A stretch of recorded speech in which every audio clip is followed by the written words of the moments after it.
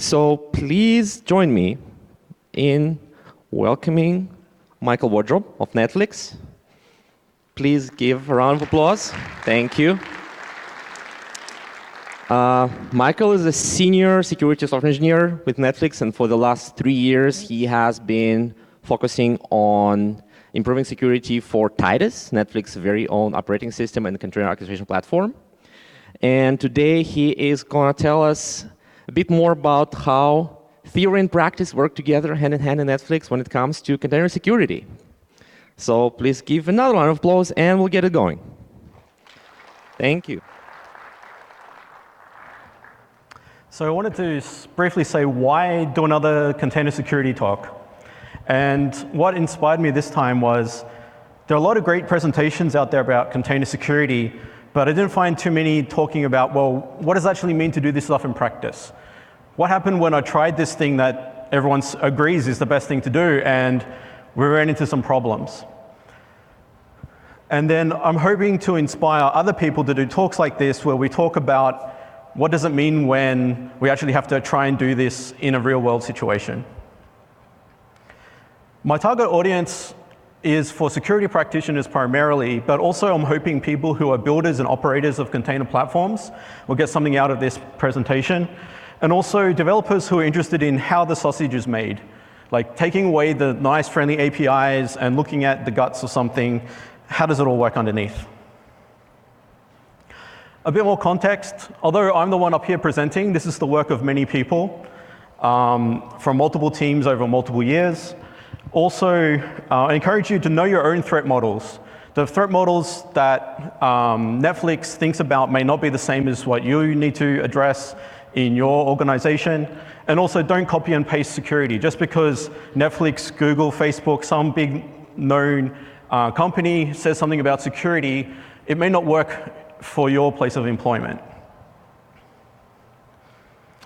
So I'm going to give a bit of history about containers at Netflix. It originally started organically with engineers. People heard about this Docker thing and they started downloading it, experimenting. They found out that it really helped their polyglot experience. Historically, Netflix was a Java shop, and that meant that all the Java tooling was first class. If you wanted to spin up a new Java project, it happened really quickly.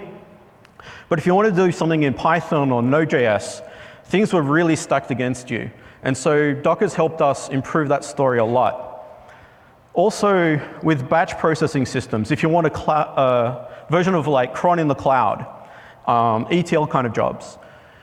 And then with this building momentum of use cases, we started getting a bit of feedback from our internal developers saying, like, it would be nice if we could integrate with the rest of the Netflix ecosystem. What if we added this kind of support for this AWS feature? And so that's where the idea from Titus came about. So Titus is our container management platform at Netflix. It's open sourced, and we started working on it in 2015. And here's a recent picture of the people who work on it. So Titus does scheduling, it does microservices, batch jobs, resource management. It integrates with the rest of Netflix. So here you can see if you're going to Spinnaker at Netflix, you can choose your cloud provider. That's how we integrated it. So you can choose, okay, I'm going to put this job on EC2 or I'm going to put it on Titus. We launch a fair few containers a week, about 3 million. There's a fair bit of high churn. Most batch workloads last less than an hour. Containers typically about a day. We're multi-region. We have 2 regions in the US, one on the East Coast, one on the West Coast, and one in Western Europe. We've got Chaos Monkey enabled, which means Chaos Monkey can come along and kill your container. We'll also enable it for the platform, so Chaos Monkey can come and kill the VM that your container's running on. We also do regional failovers. So for scenarios where, say, S3 stops working in US East, like that's never going to happen, is it?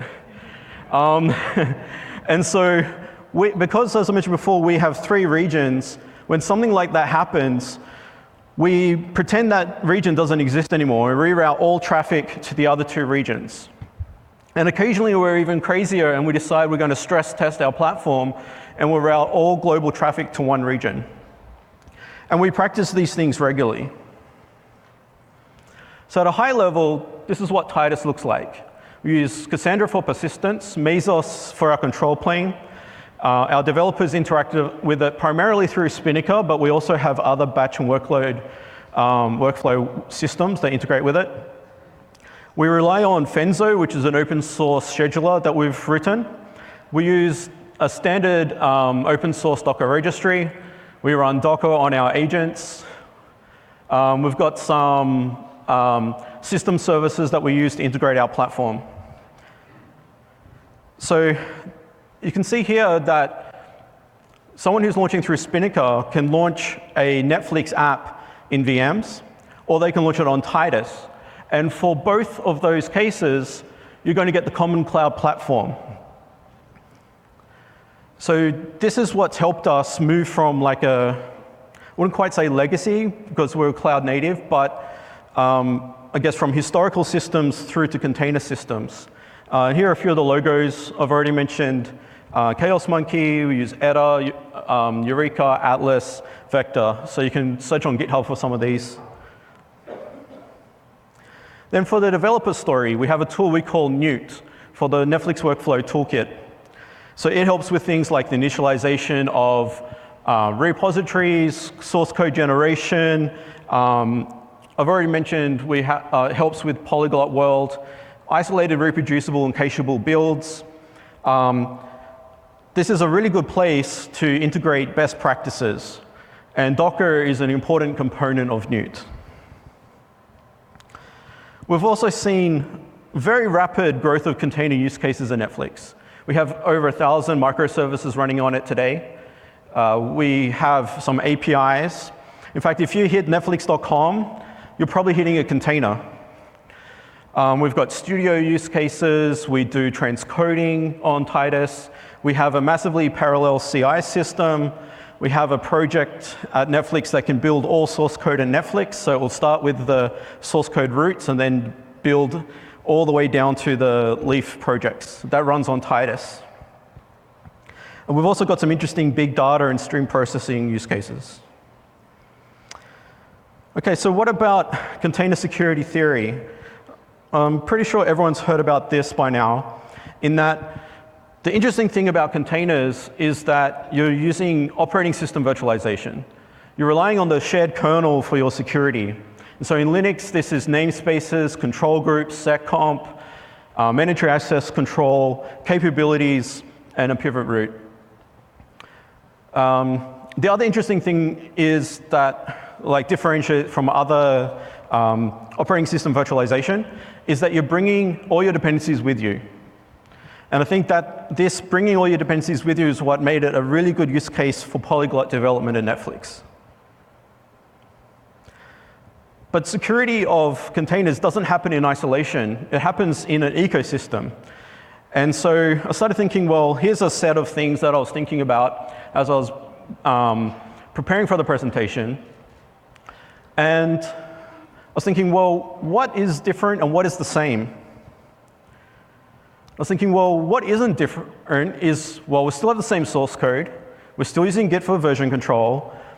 The developers haven't changed. But then as I looked at everything else, I could think of one way that introducing containers into the mix changes things. And so I want to move on to security in practice. And the first thing that we think about at Netflix with security is cloud security, because we run in the cloud. And the cloud is a two-edged sword. You have great power and you can do awesome things really quickly in the cloud. But so can the attacker. So if the attacker gets your credentials, they can own your entire environment in seconds. And so this is why we started thinking about, well, with containers, what does it make sense to start protecting our cloud APIs? So the first thing we did was we created an AWS EC2 metadata proxy. And we started off putting one on the host and then routing that into the networking namespace and put all of the networking through it. After some reliability problems, we decided it's probably better to put it one per container. And so this gets injected into each container spin up on Titus. It's a good place where you can block server-side request forgery, XML external entity injections. and also for honey token or honey credentials.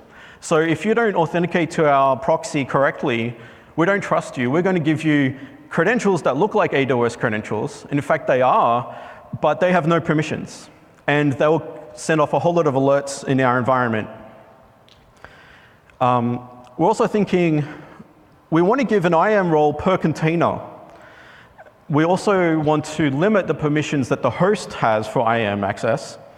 And we do some things to bind those credentials to the host. So if it comes from another IP address, it's no longer useful. We also restrict which IAM roles can be used by which applications. One of the things that's a little bit unique about Titus is that we use ENIs. This gives us the thing I mentioned before about an IP address per container and allows us to assign security groups to containers. And so now we have the same primitives that we use for VMs, being security groups.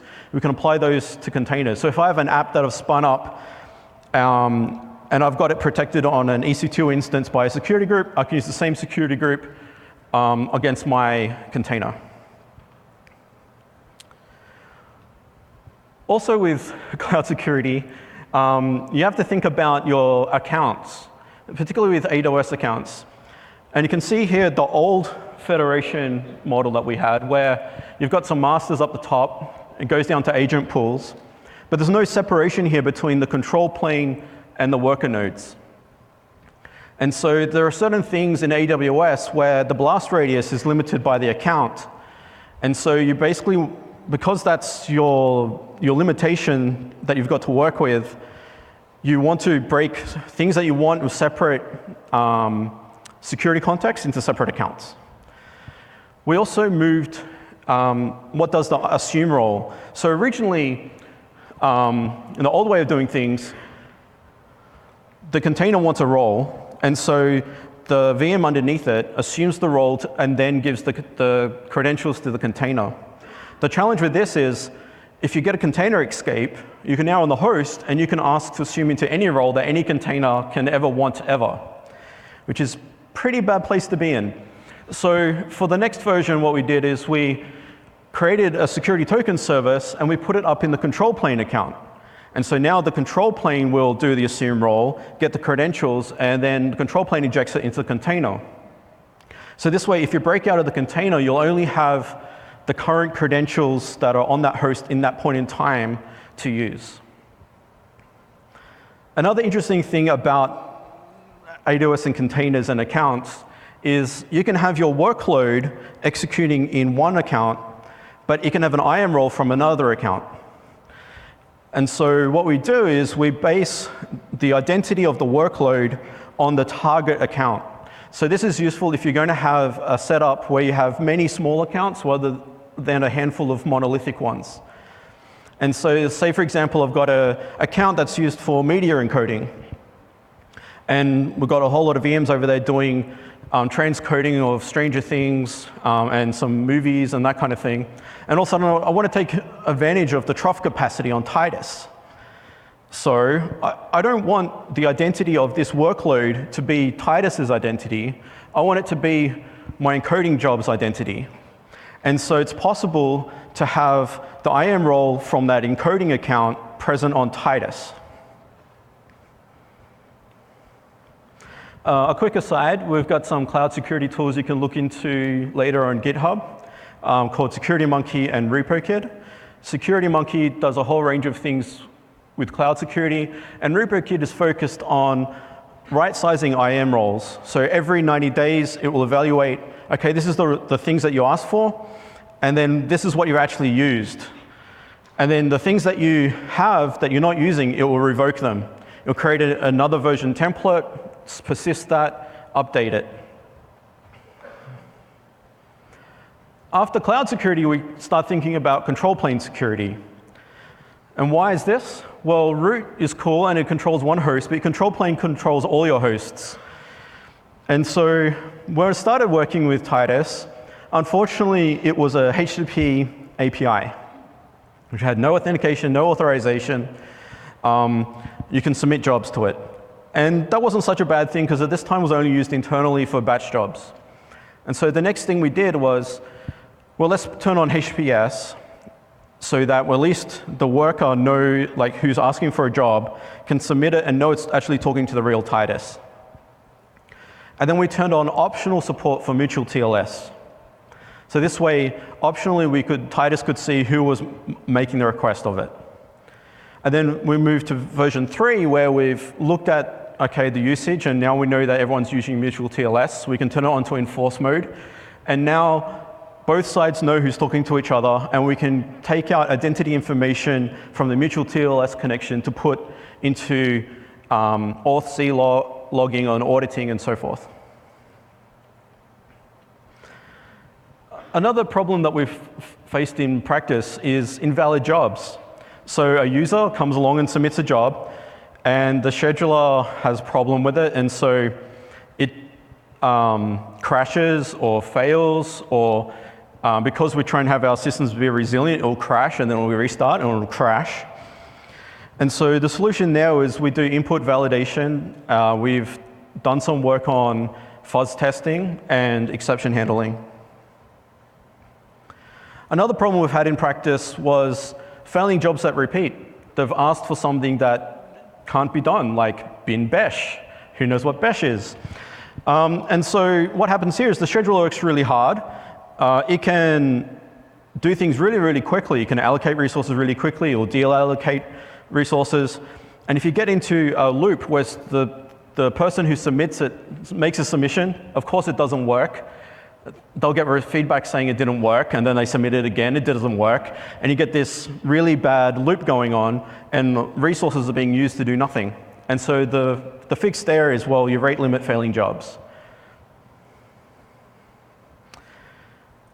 Okay, the next thing that we started looking at was identity. So at Netflix, we have something called Pandora, which is a unified identity for people.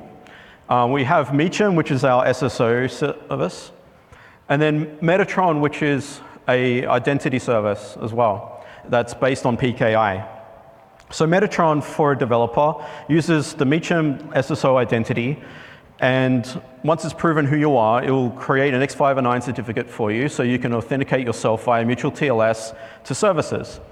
It also creates an SSH cert, so that you can prove who you are to the bastions. So what about for services? So we have a cryptographic bootstrap of service identity in the cloud. So it is established before any of the application logic executes. We've got it to work on EC2, on containers on Titus, and also in our Netflix functions. So basically everything gets an X509 certificate so that it can do mutual TLS, so that we can do authentication based on the identity in the certificate. So how? Well, it all starts with an application in Spinnaker. And so Spinnaker signs some metadata and puts it in the user data that's given to AWS. And then in our first round of doing this, we looked at the metadata service on the instance, and we can retrieve the metadata that was signed by Spinnaker, and we can also get some metadata that's signed by AWS. And then when you do your X509 certificate request to the identity server, you can send along these two signed metadatas to the identity service, and then you can verify the signatures, make sure that the details line up, and go, yes, you are who you say you are, here's an X509 certificate. The downsides of this is that there's no freshness guarantee. And so what that meant was, we only trust you if you come and report in after the first few minutes of your instance coming up. And also, there's no EC2 metadata service in Lambda, so no Lambda support. Later, after talking to AWS about our problems with this, we figured out a way to use KMS. So KMS has a concept called an encryption context, which you can basically specify which Amazon identity, like an ARN, is allowed to use this key for a certain operation. And so what we do is we have the source instance ARN of the EC2 instance is who's allowed to encrypt with this key, and then who's allowed to decrypt will be the identity of the identity server. So here when the, so when the reaches out to the identity server, it gives it a nonce, and then use that nonce will be encrypted with that key. And then when the nonce is given to the identity server, it knows who encrypted it, because of the encryption context, and it knows it's fresh because the nonce was decrypted. And the good news is that Lambda can talk to KMS, and so now we've got Lambda support. Oh, sorry. The closest equivalent to this kind of thing is Spiffy, if you want to check out something that's very similar, and that's open source. For authorization, we have a system we call Gandalf. It decides who can be let in and who shall not pass. We have a web portal that you log in, and you can set up policies. By default, we have REST, gRPC, SSH. You can also do custom ones. And Gandalf also has an agent that runs on as part of our standard platform. And the policy updates are pushed out to the agents. And so what this means is, because of that local cache, all auth-C decisions are made locally in nanoseconds. You're not making a call to some external server, am I allowed to do this or not? And for part of the policy languages, we use Open Policy Agents Rego. So check them out, it's pretty cool stuff. Now, SSH Access is something that's a bit controversial in the container world. And so we do it at Netflix. So you can SSH into your container. But there's some few things I want to stress that are important. The vast majority of instances and containers go through their lifecycle without any SSH access. Our initial implementation was you connect to the bastion, and then from the bastion goes into a limited environment on the host. And from there, you can either Docker exec or do something like a Docker CP to put in files or take files out. The downside of this is you're actually entering the host namespace. And so this is a bit of a security problem. So our current implementation, on the bastion after an auth-C check, it will call Titus control plane, and Titus control plane will inject a specially configured SSHD into the running container, and then the bastion will connect directly to that SSHD. Given that all containers have their own IP address and their own security groups, this, we think, strikes a good balance between, okay, we need to break glass, we need to do something unconventional, but we can also have auth-C on the bastion, so not anyone can get in, and you're not going through the host's namespace. And so this is a bit much to digest in this presentation, but I put this here because the slides will be available afterwards. So this is basically the SSH flow at Netflix. The important things to highlight here is that you're using your Metatron identity to connect to the bastion, so you're proving from that SSH certificate. The bastion tooling knows how to look up the right instance or container based on its ID. So you'll send your IDash or a GUID for your container to the bastion, and it will be able to translate, okay, what does that actually mean in something routable? Because developers don't reference their containers by IP address. And IP address has changed in the cloud, et cetera, so it doesn't make much sense to do it that way. Another important thing is auth-C checks are done by Gandalf, so an application developer can write a policy saying which individuals or which teams are allowed to get access into my container or into my instance. Another thing in this diagram to point out is Bless. And so Bless is a SSH CA. It's open source, so you can find it on GitHub. And that, I think we wanted to do this because we want to encourage people to move away from sharing public keys. Key management becomes cumbersome, and people often, like when someone leaves the company, their keys is left lying around, and there are multiple breaches that have been made public that can be traced back to poor management of keys. Whereas in this solution, we bake the SSH CA's key into all of our images, but then we can revoke access at the bastion based on the Gandalf auth-C policy. At Netflix, we believe in no secrets in code. That's a really, really bad idea. So how do we address this? In the Gandalf portal, we have a page where you can basically paste in your secret, your password or API key, and then you can define through policy which identities, be they applications, individual developers, or groups, are allowed to decrypt this secret.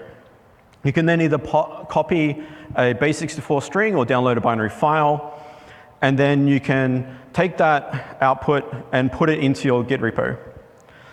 So if it's in a config file, it makes sense you copy the base64 string, you paste it in. If it's a binary, there's well-defined paths that we have. And so when your instance or container comes up, those well-defined paths, the platform will automatically detect them, call out to the decryption server, and decrypt them for you, and we put them into a file system in RAM. And then also for configuration files, we've got library support that will transparently do that for you. So you don't have to think about it as a developer. You say, okay, I want to get this configuration, and the libraries will go, oh, that's an encrypted configuration. Behind the scenes, I'll go out and talk to the decryption server for you, and then you get the secret. The other interesting thing about how we do this is we use something called blinding. And the main thing behind this is you don't want a single point in your infrastructure where all secrets are in RAM.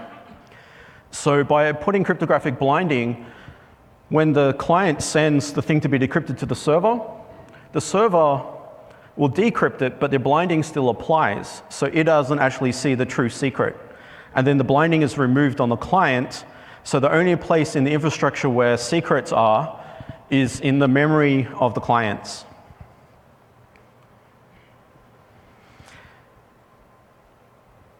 The thing that gets, I think, new, as I mentioned before, with containers are operating system virtualization. And so you're one kernel vulnerability away from loss of containment. So my recommendation there is don't use a generic kernel. Don't use a desktop kernel to run on your server. Don't have a whole lot of kernel modules that you don't really need or device drivers. Basically strip it down and then follow kernel hardening best practices. If you want something a bit stronger, if you want to use VM isolation, I suggest you look into Firecracker and Kata containers, where you can basically get a VM isolation boundary around your pod. For runtime security, we use user namespaces and encourage everyone else to as well. I'm a bit surprised that most people running on Kubernetes don't take advantage of this feature.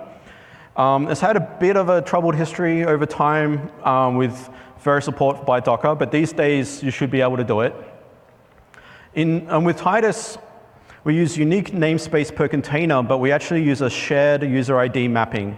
The reason why we do this is file systems aren't namespace aware, and so if you give this container one set of UID mappings and this other one and want to share a file system between the two, you're going to have an authorization problem between the two conflicting UIDs. Vulnerability management, you want to stop vulnerabilities getting into your ecosystem. I think everyone agrees with that. And the consensus, I think, is you want to shift left. You want to put IDE plugins. You want to do scanning of pull requests, builds in a CI system. And I think you also want to discover and eliminate vulnerabilities in your ecosystem. So just because I introduce something today that's vulnerability-free doesn't mean it'll be vulnerability-free tomorrow. People are doing vulnerability research all the time. We find out new best practices. And so in theory, the way you solve this is you scan your container images. But what we found in practice is, well, discovering them is really easy. The hard part is actually flushing them from the ecosystem. So to talk about that, I want to talk about change management at Netflix. We have over 1,000 engineers. We have over 5,000 microservices. We do a lot of builds. We have a lot of artifacts. We have a lot of churn. Artifacts get deleted out of the ecosystem. New ones get introduced. We have a lot of auto scaling. We have a lot of VM instance churn. And so with all these things changing, how do you know who needs to change what when? And so our answer to this that we're still working through, but we call it change campaigns. And so we try to have targeted actionable communication. And we integrate this through email, through Spinnaker notifications, linters, build warnings. And to give you a bit of an idea of some of the scale, this diagram, all the green dots you can see, they are affected services. It's a bit hard to see, but there are 16 orange dots in there. And these are rules that are saying this version of a certain software is vulnerable. And so what you can see with the pink dots is that these are blockers. So what's possibly happened here is the leaf node, the green node, the developer there wants to release some software.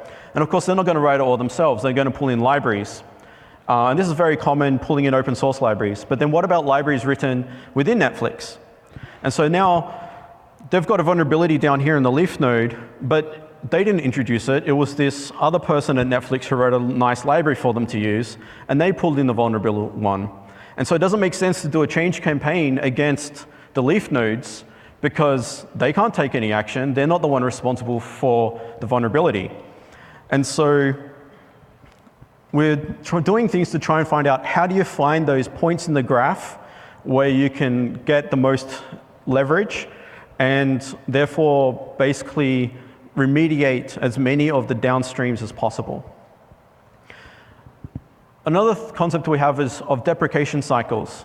So all microservices should be rebuilt, redeployed within the latest supported artifact versions at least every 90 days. And we find this is a useful forcing function to purge old and vulnerable software out of the ecosystem, a sort of catch-all. So the main takeaways I want people to get from this is when you're in the cloud, your cloud APIs and control planes, and then your own control planes are of strategic importance. You want to protect them with multiple independent layers of security. It's not good enough to just have security groups. You also want to have mutual TLS. If you protect something with just security groups, you're one misconfiguration away from having a shadow control plane. Think of people and service identity as foundational. Once you have an identity, you can do things to get authentication. With authentication, you can get authorization and auditing. And as I've shown you, you can build secret management on top of this. You need to take an ecosystem approach. Container security doesn't happen in isolation. It's not just good enough to look at the things I mentioned at the beginning about your namespaces, control groups, etc. Engineers, you should get security involved as early as possible in the project lifecycle. That way we can stop having to rework things later, and we can set you up for success initially. But then in practice, security people have to take what's there and iterate.